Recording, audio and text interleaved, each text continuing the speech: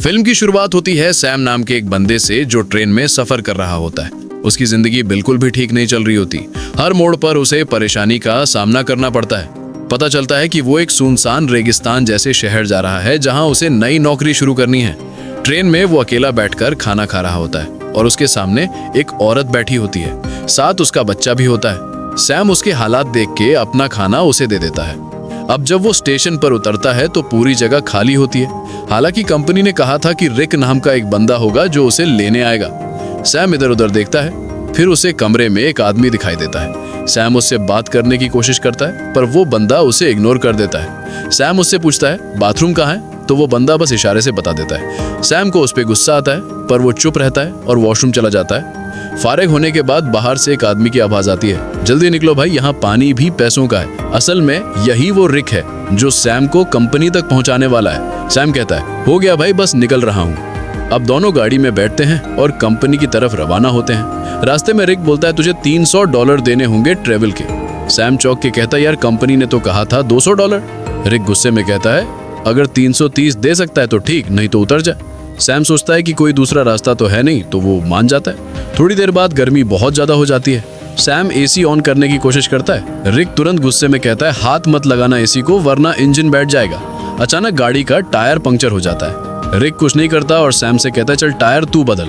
Sam मजबूरी में tyre बदलने लगता है। इसी दौरान वो देखता है कि एक कुत्ता दूसरे कुत्ते को मार रहा होता है। ये देखकर सैम बहुत ज्यादा डर जाता है। रिक आता है और कहता है ओ भाई कांप क्यों रहा है, ये होता रहता है। फिर वो जख्मी कुत्ते को खुद मार देता है ताकि उसे और तकलीफ ना हो। सैम बड़ी मुश्किल से टायर बदलता है। फिर दोनों वापस गाड़ी में बैठते हैं। रात को फ्यूल भरने के लिए गाड़ी रोकते हैं और वहीं रात गुजारने का प्लान बनाते हैं। दोनों लकड़ियां जमा करते हैं, आग जलाते हैं। रिक पूछता है तू इतनी दूर कंपनी क्यों जा रहा है। सैम कहता है यार जिंदगी बहुत मुश्किल चल रही है, मैं चाहता हूँ किसी का मोहताज ना बनूं और मुझे यकीन है कि उस कंपनी में मुझे कोई अच्छी जॉब मिल जाएगी। रिक कहता है तू एक अच्छा इंसान है लेकिन जिस जगह तू जा रहा है ना वहाँ सब खून चूस लेते हैं, सीधा बंदा वहाँ बचता नहीं। सैम कहता है चलो देखते हैं क्या होता है। अगले दिन फिर सफर शुरू होता है।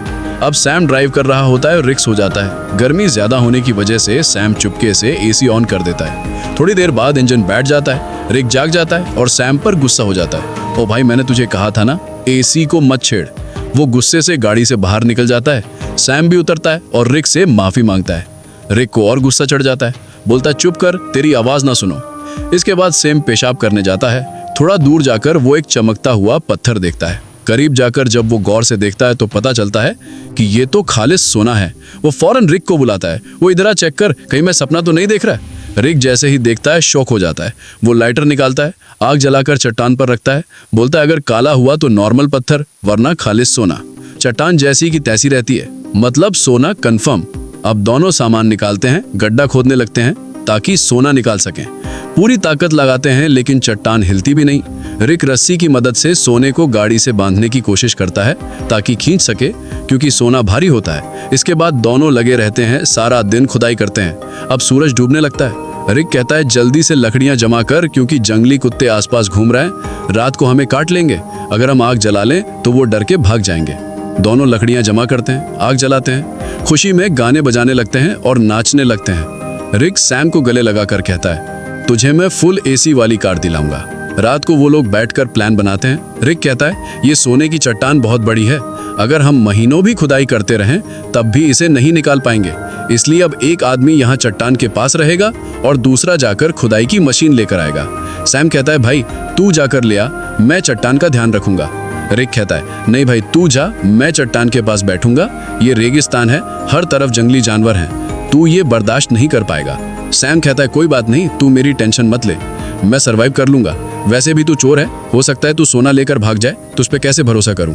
रिक कहता है ठीक है भाई, मैं जाता हूं, तू सोने का ध्यान रखना। अगले दिन वो लोग राशन बांटते हैं। रिक सैम को एक सैटेलाइट फोन देता है ताकि दोनों आपस में कांटेक्ट में रहें।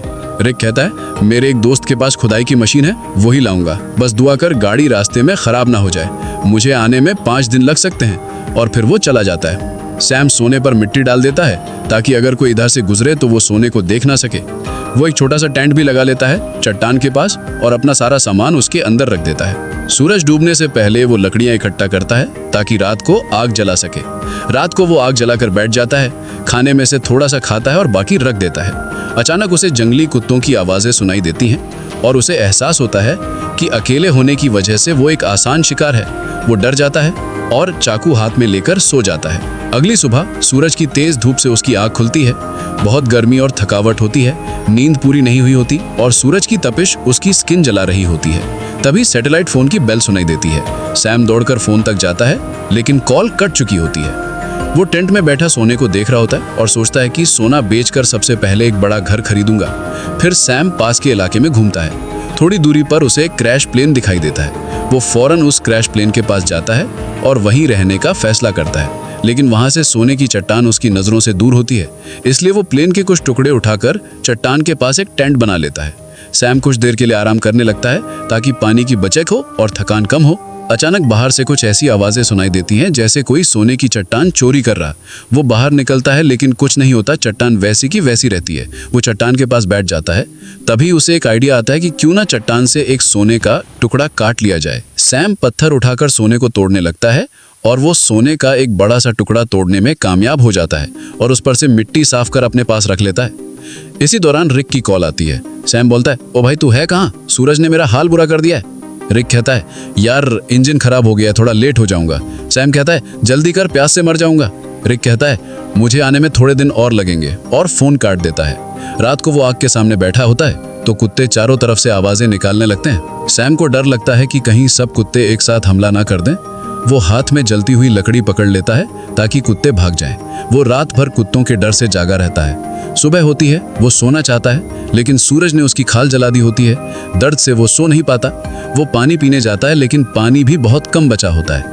इतने में वो देखता है कि एक सांप उसकी तरफ आ रहा है। वो उसे मारने की कोशिश करता है ताकि खा सके, क्योंकि खाना भी लगभग खत्म हो चुका होता है। लेकिन सांप को मारते वक्त पानी की बोतल गिर जाती है और बस थोड़ा सा पानी बचता है। फिर वो दोबारा प्लेन वाले एरिया में जाता है। उम्मीद करता है कि शायद कुछ खाने पीने को मिल जाए। तभी वो देखता है कि दूर से एक इंसान आ रहा है। वो फौरन अंदर जाकर प्लेन में छुप जाता है, लेकिन वो इंसान प्लेन के पास आ जाता है और सैम को बाहर आने को कहता है। करीब आकर पता चलता है कि वो तो एक लड़की है जो उससे बात करना चाहती है, लेकिन सैम उससे बात करने को तैयार नहीं होता।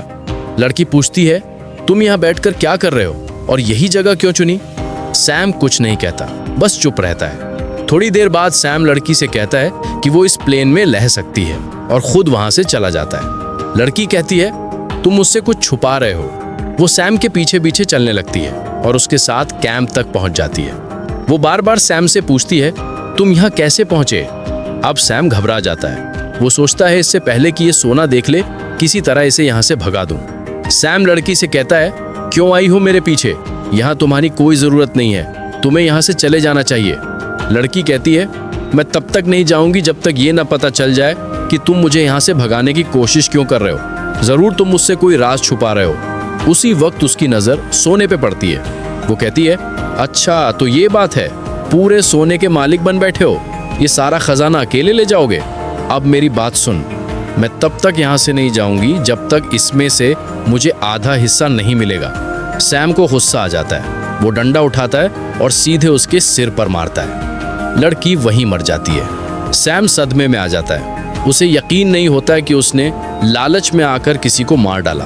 फिर खुद को संभालता है, उसकी सारी कीमती चीजें उठाता है, एक गड्ढा खोदता है और उसकी लाश को दफन कर देता है। कुछ देर बाद वो देखता है कि एक कुत्ता आकर उस गड्ढे से लाश निकालने की कोशिश कर रहा है। सैम भागकर आता है, कुत्ते को हटाता है, लाश बाहर निकालता है और आग लगा के बॉडी को जला देता है। अगले दिन उसकी आंख फोन की घंटी से खुलती है। सैम रिक से कहता है, ओ भाई तू कहाँ है?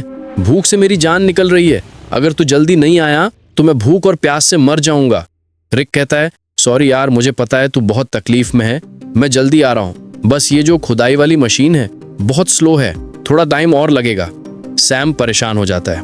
भूख प्यास से उसकी हालत खराब है, ऊपर से डर कि कोई जंगली जानवर हमला न कर दे। कुछ देर बाद वो देखता है कि एक गाड़ी सड़क से जा रही है।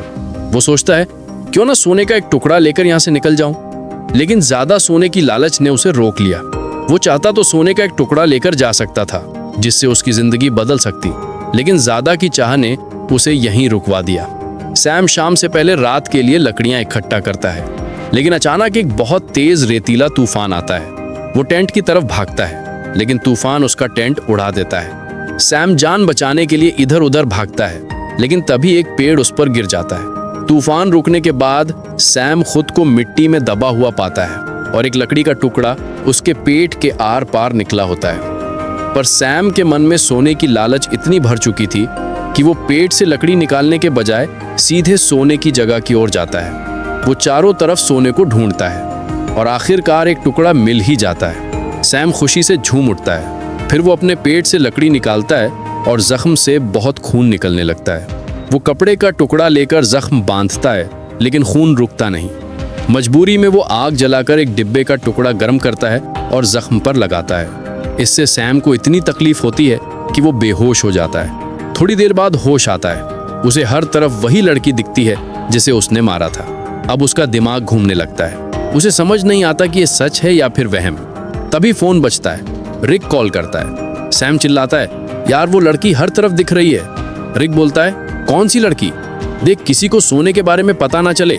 अगर किसी को पता चल भी गया हो तो उसे मार डाल। लेकिन सैम की हालत इतनी खराब होती है कि वो किसी को मार तो क्या, अपने पैरों पर खड़ा भी नहीं हो सकता। वो जमीन पर रेंग रहा होता है। जवाब देने की भी हिम्मत नहीं होती। अचानक वही लड़की सामने खड़ी नजर आती है, लेकिन इस बार उसके चेहरे पर कोई जख्म नहीं होते। वो सैम को पानी पिलाती है और मदद करने को कहती है, लेकिन सैम सोने की लालच में इतना अंधा हो गया था कि वो मदद लेने से भी इनकार कर देता है। सैम डरते हुए कहता है, मैंने तुम्हें मार डाला था, दूर रहो। वो बोलती है, बस इतना बता दो, क्या मेरी जुड़वा बहन यहाँ से गुजरी है? तब सैम को यकीन हो जाता है कि ये वहम नहीं है, बल्कि ये उसी लड़की की बहन है जिसे उसने मारा था। सैम कहता है, नहीं, मैंने कुछ नहीं देखा, बस तुम यहाँ से चली जाओ। जिसके बाद वो लड़की वहाँ से चली जाती है। कुछ देर बाद जंगली कुत्ते उसके पास आने लगते हैं और उसे चारों तरफ से घेर लेते हैं। वो तुरंत रिक को फोन करता है। वो रिक से पूछता है कि तुम कहाँ हो, जल्दी आओ, नहीं तो ये कुत्ते मुझे मार डालेंगे। वो रोने लगता है। रिक से रिक्वेस्ट करता है कि प्लीज जल्दी आ जाओ, मैं मरने वाला हूँ। रिक कहता है, रुक जा, मैं बस पहुंचने वाला हूं। तभी अचानक कुत्ते हमला कर देते हैं। एक एक करके सब उसे नोचने लगते हैं। यहां हम देखते हैं कि रिक सैम से दूर बैठकर दूरबीन से सब कुछ देख रहा होता है। असल में वो कई दिन पहले मशीन लेकर वहां पहुंच गया था और बस वो सैम के मरने का इंतजार कर रहा था, ताकि वो अकेले सारा का सारा सोना ले जा सके। जिसके बाद रिक छिप कर खड़ा होता है। वो देखता है कि सैम को जंगली कुत्ते घसीट कर ले जा रहे हैं। तब भी सैम सोने की तरफ देख रहा था। जिसके बाद जंगली कुत्ते सैम को नोच नोच कर खा जाते हैं। रिक को जब पक्का यकीन हो जाता है कि सैम मर गया है, वो गाड़ी लेकर सोना उठाने आता है, लेकिन अचानक एक तीर आकर सीधे उसके सीने में लगता है और वो भी मर जाता है। ये तीर चलाने वाली कोई और नहीं, बल्कि वही लड़की की जुड़वा बहन होती है।